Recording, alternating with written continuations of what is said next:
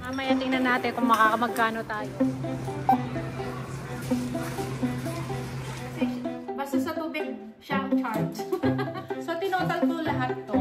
Umabot siya na. Libre ni Mr. sa akin. Yan. Muna natin sa sardinas na isda and talong. Hello, kabayan! Always think positive! Good morning po! Ayan. Gandang umaga sa inyo lahat. Pakita ko lang yung yung ating tinanim. Yan. Yung bigay ni Doktora. Yung galing sa sa kanya. Yung nasa malaking pot. So, ayan, tinanim ko na lang dyan sa lupa, sa may side ng ating bahay. Kasi nga, wala na tayong paso. So, sabi ko, dito ko na lang siya itatanim. So, lahat nung inubos ko na dyan. Ayan, tinanim na natin lahat dyan. Kasi nga, wala na tayong mapagtatamnan sa paso. Dahil naubusan na. So, yan, no. Ayan. So, kulang na lang talaga yung pebbles, no. Yung mga bato-bato ba na ilalagay dyan. So, kapag ilagay na yon, meron na siyang pebbles, maganda na siyang tignan. Ayan. So, nailagay natin lahat dito sa side ng malapit sa laundry natin. So, yan lang. Tapos, yung dito, tinanggal ko na yung yung rubber plant. Ayan. Ayan, oh. Mga halaman natin. Nilipat ko yung rubber plant doon sa isang pinanggalingan nung halaman na yon. So, yan. Pasok na tayo. Pinakita ko yung di ba, mga tinanim ko. Kaya malinis na. Nilagay ko. So, gawin na lang namin yung yung mga nasa table. Ililipat ko na lang siguro dun sa dati kong patungan na doon, yung sa side, patungan ng mga halaman. Kasi di pa na makakagawa si Mr. ng patungan. So, yun. Alis pala kami ni Mr. ngayon kasi sosoli pala tayo ng bote. Ayan, marami pang bote doon. Tapos lalagay natin dito sa sasakyan.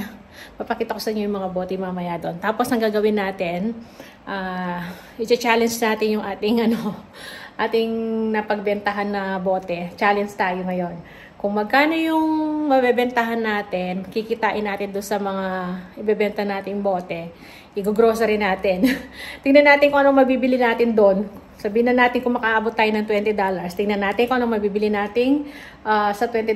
Kasi lalo pa naman, wala na kaming egg. Yan, mabilis kami sa egg. Tsaka tinapay. Tingnan nyo ang natira sa tinapay. So, yan. Ito na lang. Wala na. Diba, 2 pan yan? Ito na lang. Tapos, yung croissant ko, 2 piraso na lang. O, diba? Mabilis kami sa tinapay kasi tinotosted nga namin doon. Kaya, yun, tapos lalagyan ng palaman. Sarap na sarap kami ng mga bata. Tsaka si Mr. Yun ang minsan merienda namin, almusal, ganon. So, minsan kasi talagang pag umaga, di kami kumakain ng kanin na ngayon. Yun. So, yun. Ngayon, nag-almusal kami ni Mr. Kasi nga, lalakad tayo para hindi kami gutumin. Ng oras? Magna 9:20 na. Kailangan makalarga na tayo at pagdating dito magluluto tayo uli. So, ang lulutuin ko mamaya yung binili niya sardinas na isda. Yun, nakababad sa suka. Tapos may daing pa tayo, nakababad sa suka. And then yung na-harvest nating talong. Yun, ipiprito natin. Yun daw yung Kasi Sabado ngayon, nandito si Mr. walang pasok. Wala siyang pasok. Si panganay lang may pasok ngayon. Si Bunso wala din pasok. Sa Tuesday pa pasok niya. So, si Mr. naman sa Monday pa. So, yun. Pakita ko yung mga boteng Tapos, lalarga na kami ni Mr. Na lang natin doon. Dala kang gloves. So, yung mga bote, oh. Ang dami. Tingnan nyo. Ayun pa. Ito. Sa palagayan to. Tapos, ito pa. Oh. Ito. Gagamitin mo pa to? Yung Okay. Ito. Ayan. Ang dami, diba? Naipon. Yan. Sakay na namin sa sakyan. Tapos alis na kami ni Mr. Yan. Dito na tayo. Lapit na. Ayan, oh. Containers for change. So, ayan. Dito. Dito na tayo. Ayan. Ayan. Sa loob. So, ayan, no? Samba. Ito ang aircon. Sasakay ni Mr. sa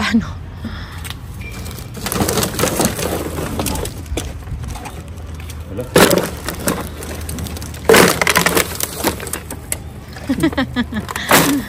Puno na. Puno na.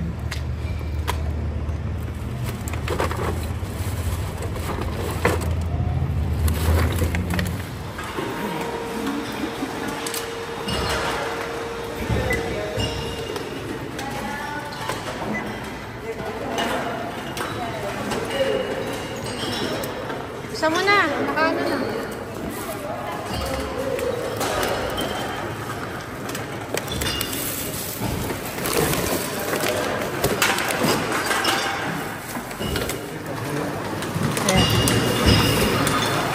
Mamaya tingnan natin kung makakamagkano tayo sa lahat na to. Ayan. Ito ata yung pinakamalaking napapalit namin ah. 38.60, 38.70. Yan, 38.70. O, diba? May pang-grocery tayo. So, ayan o. Yan ang kinita natin sa bote. $38.70. Ayan. O, diba? Tingnan natin kung anong mabibili natin dito. Yan. O. Hinintay ko lang si Mister. Punta na kami sa calls nito. Busy. Pag weekend, maraming nagpapapalit ng mga bote. So, ayan. Punta na tayo sa grocery. So, ayan. Dito na tayo sa calls. Mamimili kami ni Mister. Tingnan natin. Ano mabibili natin? Ay, papala tayong tubig doon. So, succulent. Ayan o, ganyan yung mga kay doktora. Ay, tinapay muna pa. Tinapay. Ayan, tinapay. Oras na. Ayan, tinapay. Tinapay. Ha? Nagano mo kaya? Kanin. Sorry.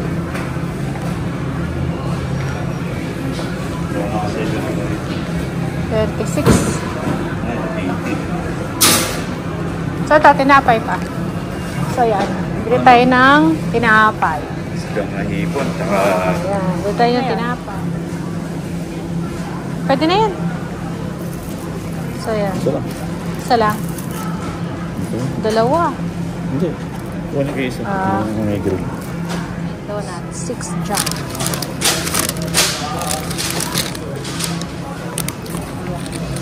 Kuha pala kami ng water. Ayun.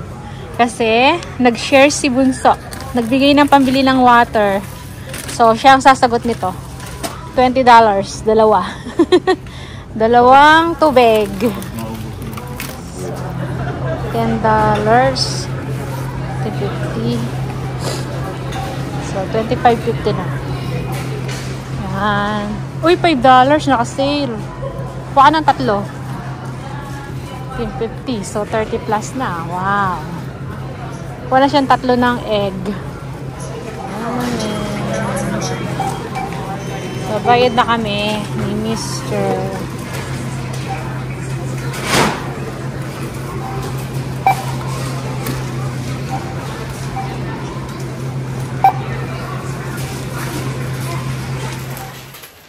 Hello! Ayan, dito na tayo sa bahay. Tinitignan ko yung presyo ng mga pinamili natin. So, ayan. Kasi, yung tubig nasali dito sa, ano natin, sa resibo. So, yung tubig pala, si Bunso may bayad nun.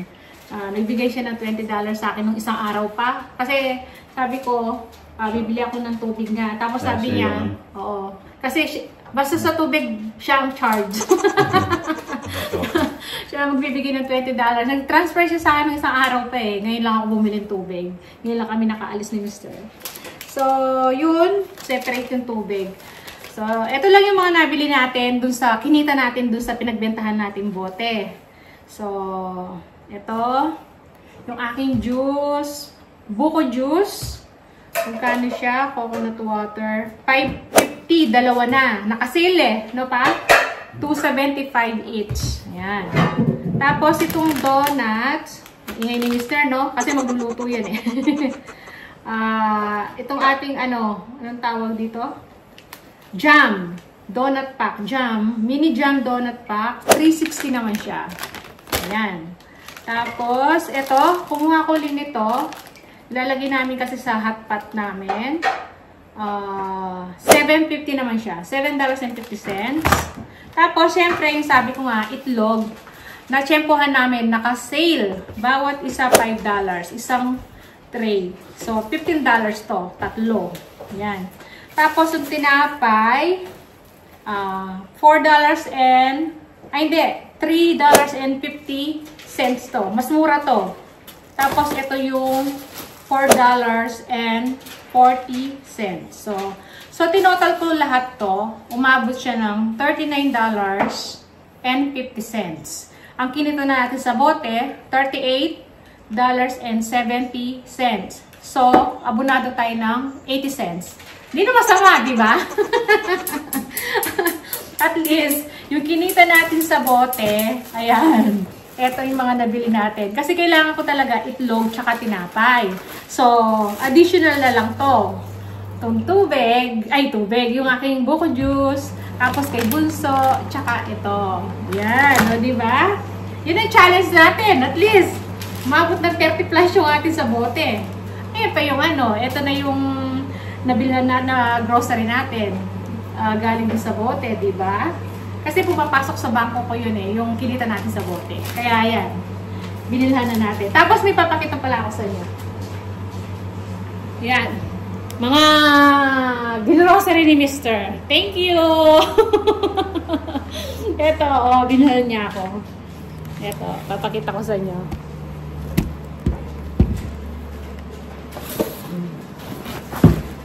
Ito, punta kami ng Kmart, dumaan kami. Dali Ito tayo makikita. Iyan. Iyan. Pakita ko sa inyo.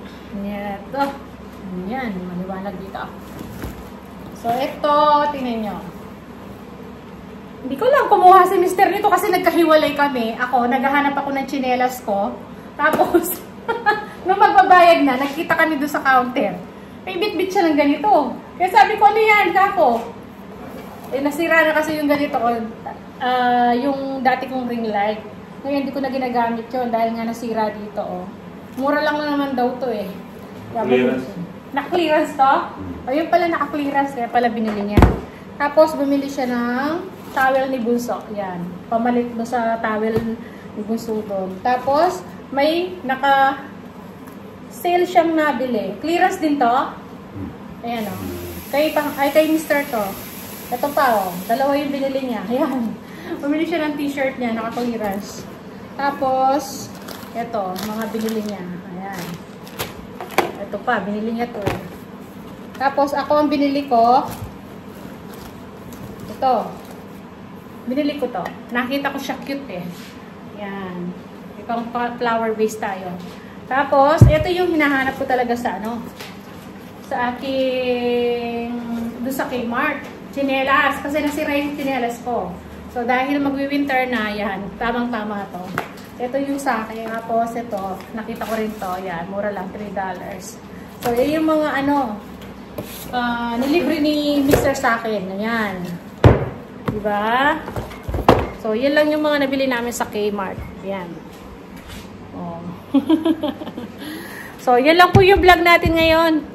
Yung ating pa-challenge dun sa ating kinita sa bote. Yun, nakapagano na tayo. So, magluluto na kami nito. Ayan. Luluto kami ng isda ni Mr. Pakita ko yung isda yung dinaing namin. Lulutuin ni Mr. Asa na ba? Ito, yan. Naka-frozen kasi to, yan. Nilipat lang namin sa plastic. Kasi, dito namin nilagay yung sardinas. Yan. Isdang sardinas to. Inabad namin sa suka. Ayan Yan. Gustong-gusto ni Mr. yan Tapos ito. Yan. Yan ang ulam natin. Tsaka yung talong. Talong na galing sa ating garden. Yung hinarvest namin. So, yan. Yan lang muna yung vlog natin. Magluluto na si Mr. Nilagay niya ng mga sapin. Siyang ngayon. Kasi Sabado naman. Wala siyang pasok. Siya daw magluluto. Nasa yung talong natin. Yung na-harvest. Oh, may talong pa dyan. Pakita mo. Ito, yung na-harvest natin sa ating garden. Tapos may dala si... Di ba na-harvest to? Hindi! Dala ni Pakana yan. Na-harvest sa shop. Na-harvest siya. Ano, libre. Libreng talong yan. Maganda yung mga talong nila, oh. Ang lalaki, no? Ayan ang ulam namin ngayon. Happy lunch po! Ayan na po. Nakaluto na si Mr. Ayan ang ulam natin. Sardinas na isda and talong. Sausawan natin, ayan. Yan, kita-kita na lang po tayo sa mga susunod na video. See ya!